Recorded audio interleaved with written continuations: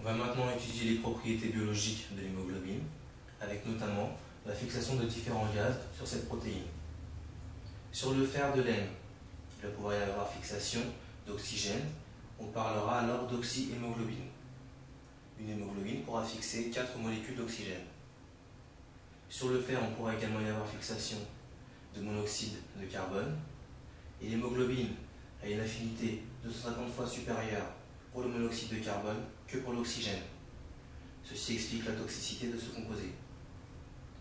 Sur la globine, il va pouvoir y avoir fixation de dioxyde de carbone. Dans ces cas-là, on parlera de carbhémoglobine.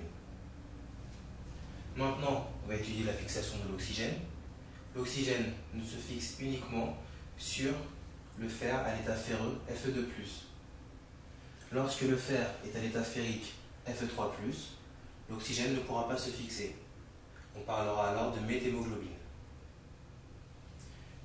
Ce graphique-là représente la saturation en oxygène de la myoglobine et de l'hémoglobine en fonction de la pression en oxygène. Lorsque la pression en oxygène est élevée, on se trouve au niveau pulmonaire. Lorsqu'elle est basse, on se trouve au niveau des tissus.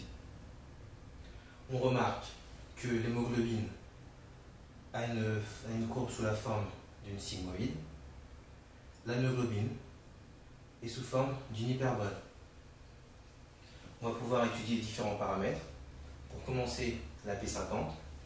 La P50 correspond à la pression en oxygène, correspondant à 50% de saturation.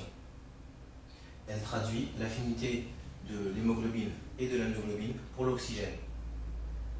L'augmentation du pH ou l'augmentation du 2,3-bisphosphoglycérate ou encore celle de la pression partielle en dioxyde de carbone entraînera une diminution de l'affinité.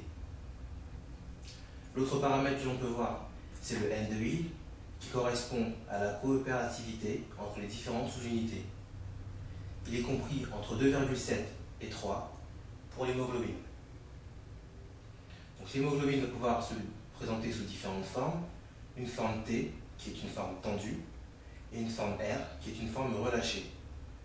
La forme T correspond à la forme en présence d'oxygène, et la forme R en absence d'oxygène. Le passage de la forme T à la forme R se fait par un phénomène de transconformation stérique. Enfin, on va pouvoir étudier la coopérativité. La coopérativité, c'est le fait que la fixation d'une molécule d'oxygène sur un protomère entraîne un changement de conformation de ce protomère. Et ce changement de conformation va être transmis aux autres protomères.